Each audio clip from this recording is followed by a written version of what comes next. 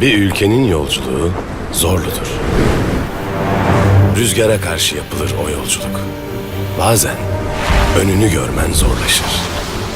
Karanlık çöker. Fırtınalar kopar.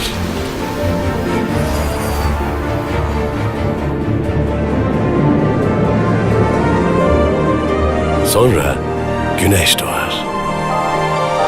Her yer aydınlanır. Hayaller gerçek olur. Çünkü o yolda yanında geleceğe güvenle bakan insanlar vardır. Umudunu kaybetmeden cesaretle ilerleyenler vardır. Değerlerine sahip çıkanlar vardır. Bu yolculukta beraberiz.